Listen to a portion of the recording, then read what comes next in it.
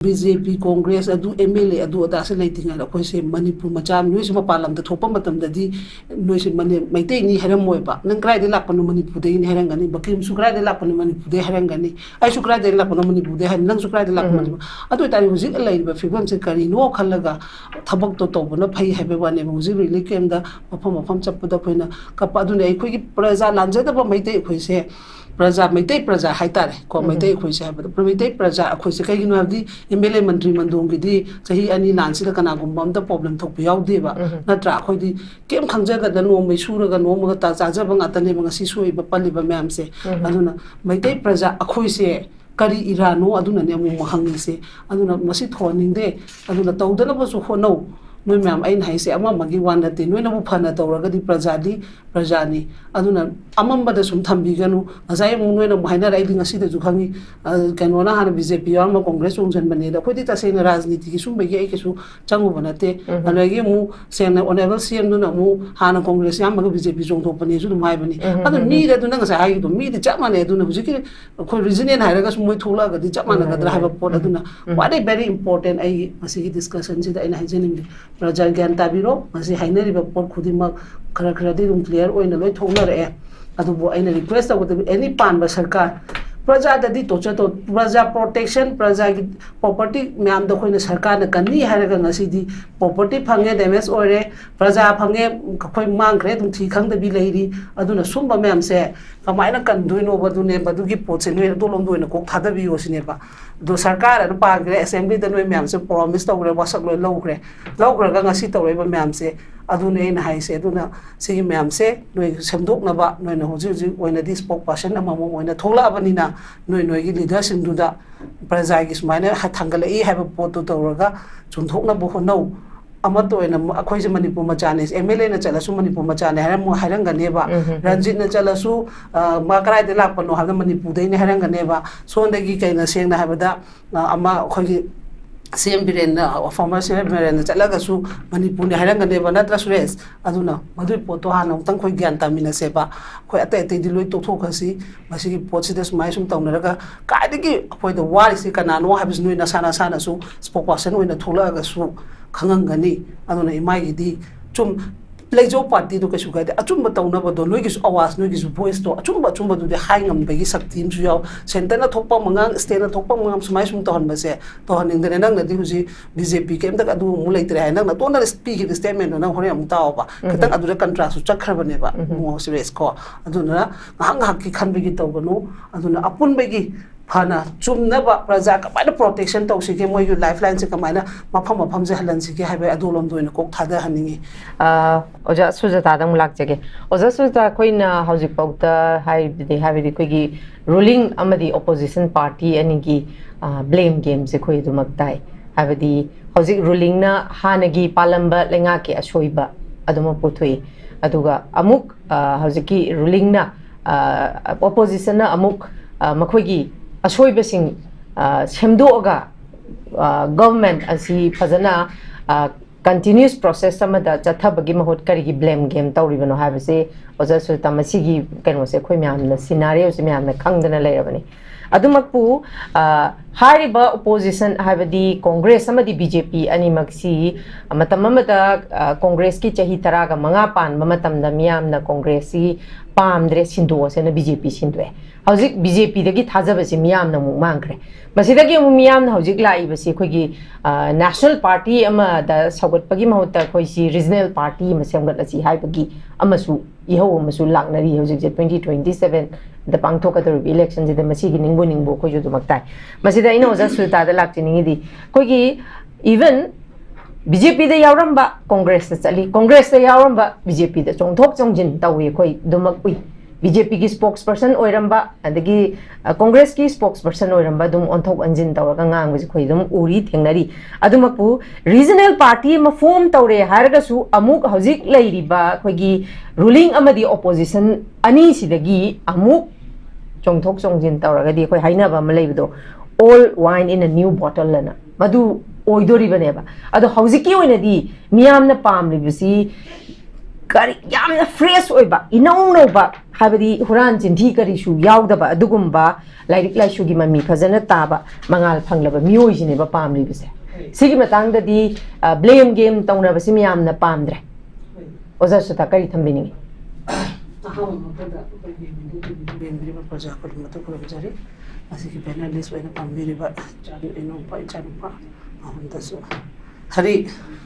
ꯑꯩꯁꯨ ꯉꯁꯥꯏ ꯁꯨꯝ ꯊꯥꯕꯅꯦ ILPꯒꯤ ꯃꯇꯥꯡ ꯑꯗꯨꯒꯤ ꯃꯇꯥꯡ ꯑꯅ ꯃꯣꯏ ꯀ꯭ꯔꯦꯗꯤꯠꯇꯤ ꯂꯣꯏ ꯂꯧꯅꯤꯡꯉꯦꯕ ꯄꯥꯜꯂꯤꯕ ꯁꯔꯀꯥꯔꯅꯤꯅ ꯀꯣꯡꯒ꯭ꯔꯦꯁꯅ ꯄꯥꯜꯂꯤꯉꯩꯗꯁꯨ ꯉꯥꯏꯔꯦ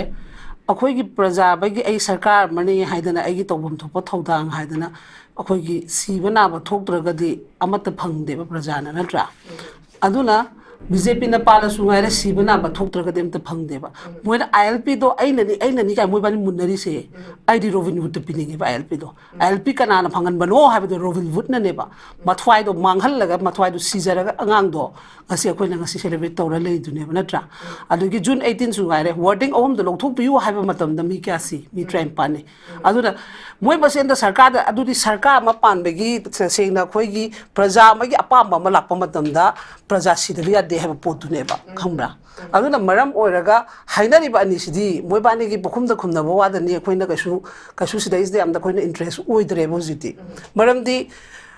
mamang da pamba sarkar sungaire asam rifle gi orama gi oira tobo matam imam yam gi de monorama gi matang loi mak mayam ma thokhi natra ha adugi myam duna point do poraga ngasi akhoi gi ichai su akhoi di sengna praja protection la natraga praja hatpra khangdreba sarkar ani se aina khanjari ni ko mamang da phange aduguma myam am leire 15 years parliament na upendre na mu among 7 gi yenge ha praja hatpa khatane modi praja kanban natreba sarkar ani sidi aduna maram oiraga ngasi prajana ningpuni pongangnabane ba ngasi tasengna akoina regional party ma semaga su nang sa haigibado ko semaga su tasengna sigi meeting sina chongjelagadi same tani same condition oineba adubu masi ohaloge haitaragadi kanagi makhuta lei habda akoi prajagi makhuta leiba tungde cha sialarosi thani pan yangang sialarosi chai taru yangang sialarosi monora gumba mu han han taholarosi haitaragadi adu gumba makhoi sana semjagatabane ba aduna si puna makse khoina loi urabanina aigi motadi aidi nokningi ne moi bane ga sare hainaraga aduna si gi nagi ba thokiba potubu thondana phangan badi yada braba atop state ta demand ama to matam da mi sibana ba yaudragadi phangdaba leibra kela daga kabaina tawgene ina haisinadra adumaina tawdana khoidi adu leite khoi manipuri tasengna khoi se freedom akoina keno tawbudo state root phange demand da chali ha demand loi chale du kaina no matam dugi paliba sarkar duna nopagi center da khoi gi haji oiba ngatagi oiba na maram oira ngasi si oini deba isai state isa na ngakchagadamni isai gi assembly lejari haibagi moida dum ba malena deba center na muhare di loire sine mo ko ngai khampote moi aduna maram oiraga ai gi oina di yam sangna su nganing de mayam na su kasu taning ngaroi adubu aina haigadabadi regional party thola aga su regional su su ngai re ko makhan mayam ma tholaiba moi puthoknam de aduna aina haisni si puna makse akoi tha loimak mayam da thokhiba mamang da koina apamba ma irai vaksi gi da makta apamba ma har thawaina pontha pi da bagi pot yadaba se sugum se amu halara roi se haba potuneba aina pamjabadi ko aduna maram oiraga hujiti tasengna loimak khutse praja da lei hainariba center party da ngauriba ni sisu tasengna praja na loimak haigalan ge haidan ge makuta leibanina hujik yam important oise praja na gyan taba aduna aina haisi afabadi loi pameba aina habda afabado mi hatana mi sidana irang thoktana phangan badi yadabra sineba aina hangi question je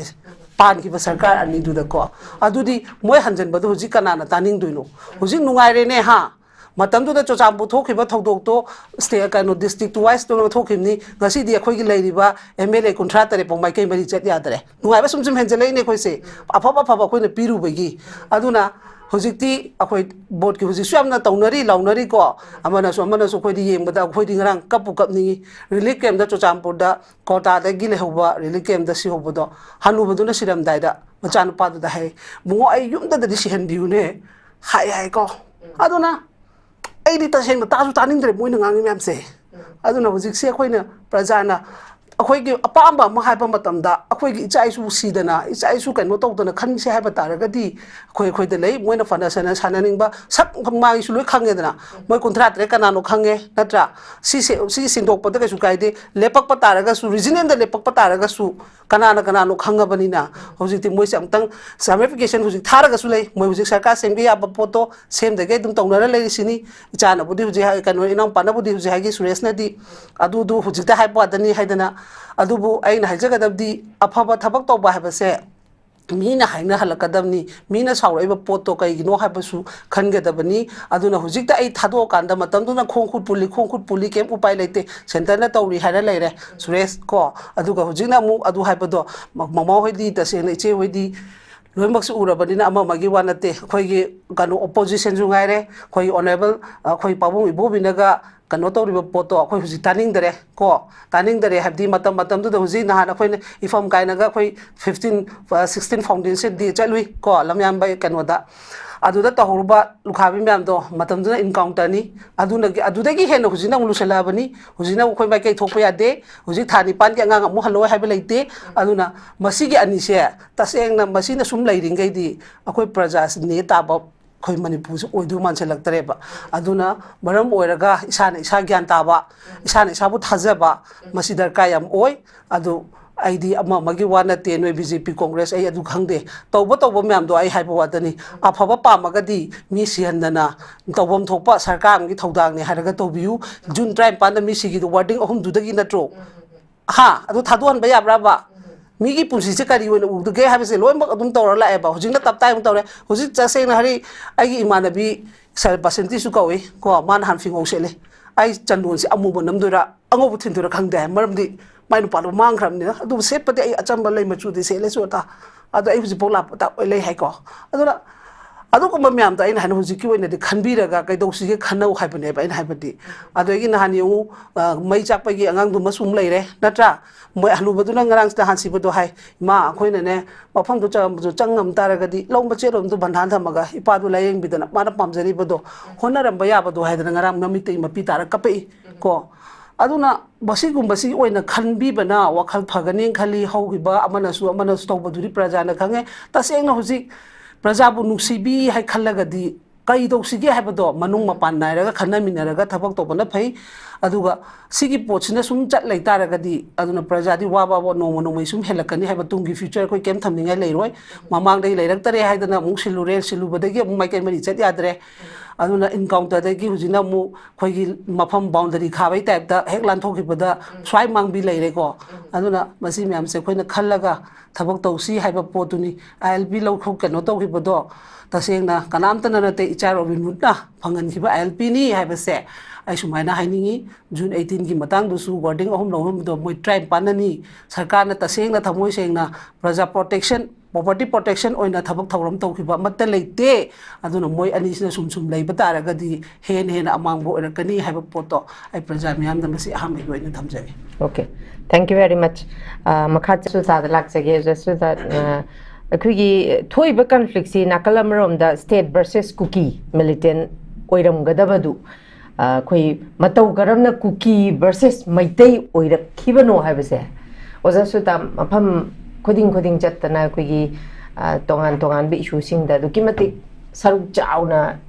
involve तौदने initiate तौबिरिबने मसिगी Matang सिदा ओजासुता की करी idea ले कमाइ तौ हरे मधु तसेना अदुदि अखोइना दी तसेना अखोइगी ओइनादी Meitei versus cookie दी केसु हाइदबनेबा मोई तौनरेबा state अदुगी तो पानखिबको centre पानबना Moina सुम vision जे दोनमदो सुम पुथोखिबे वानेबा तसेंगना मजाय अखोइगी कनो सुरेसना मोइ कनोगी मोइना सु हाइग्रेदनको मोइगी तौबन मिटुगी रिले चपा कोप मतंगदो अदुना सु खोइना सु हंगदो अदुना कैदोबगी सेंटरना करिगिदमना मैतै कुकी मैकै तो कुइंदोइनो नाइना हमसु साउरिदो मरमदे अखोइगी दी तसेंगना केमता खंबना ते मैतै अखोइ लेजेबदुदी मोइ कोर्टकी तौनरे हारे जिंग सुरेसना लोइ थमग्रे माइगी मते मते ngai matang dusu chong chong ngai matang kai no habis ma tham che khre dan ko adu da ene adu ne akhoi na adu da ne ba khoi na ja khoi kari akhoi na tong dor bu de am ta le ba na te adu ga Moin अखोइदा तौसलेसिना कइगिनो हाबदे सि पुनमसि तसेंना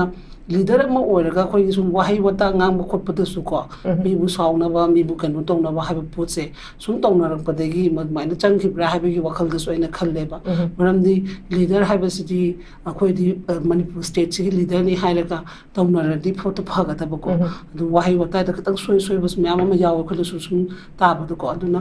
लैबा अदुने ngasai Suresh नदि हाइजेदो आइदि तसेंना सुरेश नोइदा दु नोइदा blame तबे वनते हन्दो हंजन तौनबा फै तौबतबो आइन हाइना खुदिमक्से पालिबा सरकार दुना तसेंना इचम चंबा प्रजा की कैनोसे तुम मिसी मिना याउद्रगदी खोइ कैनोसे फंगदब्रा हाइबकी नोइबानी मक्ता हाइबे वानी नोइना कैसु नोइबानी द कैनो तौब तोंगाना पर्सनल अदुदा यमता लेबनते अदुगा सुरेशना ngasai यम फजबमदि हाइगी आइना सुम नुवा आइना खंजिंगबनी को सुरेश एस ए प्रजा मु ओइना नंगनबुदि हाय खोइगी मिटोप मिरान चा चंगबगी खंदोकपसिबु क्याम फत्तब पोनो मसि तौबदा कई खोइ फै हायबा खोइसु फै हायबा अदुगा हंदकता आइना सु प्रेस ब्रीफिंग दि तौजखिबनि एज ए कैनोमा मणिपुर की कैनोमा ओइरबगी को सिसु ओइरबगी 21 जून दा खोइगी नोइगी होम मिनिस्टर अमिसाना खनरिबे पोसे अदुना अदुमाइना ताहलाइबा मैते कुके कनोगा कम्युनिटी क्राइसिस निको अनि सिदिसना कनो तौ यासना दिंगै ngak semba ya ru kai harak pa pon adugumba myam da aina haina noise ama amagi wa nate ba khoi ju oi ba se khoi idea of manipur to se ta di noina su moida loi ma soina da badi amta leite ain haisa ani mag loi soire haisni khoi no ji pami badi soi gi bodo madu kamaina chunthok si ki habi gi tanamino honamino haibadu ne ba leba kin jana no su haning isna su do 2005 ta tawre 8 ta noi kamai yawrino matam du da noi gi sarkar do palaga kamaina khangda da na center na hana tawroka kon state na close tawsalino haiba potu su khoi di dum question oina dum hangal leyeba ko aduna tawbo khudimang to adune nang nabu da haiba adu de ingdara mu da kamaina mu phungai no haiba adu so khoi su dum hangi ne ba ai khoi na haiba adu loimak tok khroba noi hujik se Noiki kanu BJP Congress adu MLA adu ada se leitinga la khoi se Manipur macham noi se mapalam da thopa matam da di noi se mane maitei ni haram moi ba nang krai de lakpanu Manipur de ni harangani bakim su krai de lakpanu Manipur de harangani ai su krai de lakpanu Manipur de han nang su krai de lakpanu adu tari hujik lai ba figam se kari no khallaga thabak to to bana phai haibe wane hujik really kem da mafam chappu da khoina kapa adu nei khoi gi praja lanja da ba maitei khoi se प्रजा मैतै प्रजा हाइतारे को मैतै खोइसे हाबद प्रमितै प्रजा खोइसे कइगिनो हाबदि MLA मंत्री मंदोंगिदि चाहि अनि लानसिदा कनागुम्बा अमता problem थोकबि याउदेबा नत्रा खोइदि केम खंजगदा नोमै सुरगा नोमगा ता चाजबा ngатane ngasi सुइबा पलिबा म्यामसे अदुना Meitei प्रजा अखोइसे करी इरानो अदुना ने मु महंगिसे अदुना मसि थोनिंदे अदुना तौदनबसु होनौ noi myam ain haise ama magi wan nate noi na bu phana tawraga di prajani aduna amamba da sum thambi ganu asai mu noi na maina rai ngasi da jukhangi kano na han BJP ma congress ungjan bane da khodi ta sena rajniti ki sum begi ai ke su changu banate anagi mu sena honorable CM nu na mu hana congress yam ma BJP jong thok bane su mai bane adu mi da du na ngasa ai du mi da chamane du na hujiki khoi reason hairaga sum moi thola ga di chamana ga dra haiba pot aduna what is very important ai masi discussion si da ina hajening प्रजा ज्ञान ताबिरो मसी हाइनरिबा pot खुदिमक खरा खरादि room clear ओइना लोइ थोंगनरे अदुबो आइना request तवदबि any Panba सरकार प्रजा ददि तोचा तो प्रजा protection प्रजा की प्रॉपर्टी म्याम द खोइना सरकार न कनी हारगा ngasi प्रॉपर्टी फंगे डैमेज ओरे प्रजा फंगे खोइ मांगख्रे दुम थि खंगदबि लेरि अदुना सुंबा म्याम से कमाइना कंदुइनो बदुने बदुगी पोचे नोइ दोलोम दोइना कोक थादबि योसिनेबा दो सरकार न पाग्रे असेंबली द नोइ म्याम से प्रॉमिस तौरे वासक लोइ लौग्रे ngasi तौरेबा म्याम से अदुने इन हाइसे अदुना सिगी म्याम से नोइ सेमदोकनबा नोइना होजि ओइना दि स्पोक पर्सन अमम ओइना थोलाबनिना नोइ की लीडर सिंदुदा प्रजा की सुमाइना थांगलई हाइबा पोतु तौरगा चुनथोकना बो होनौ अमत ओइना अखोइसे मणिपुर मचाने MLA न चलसु मणिपुर मचाने हारम हारंगनेबा रंजित न चलसु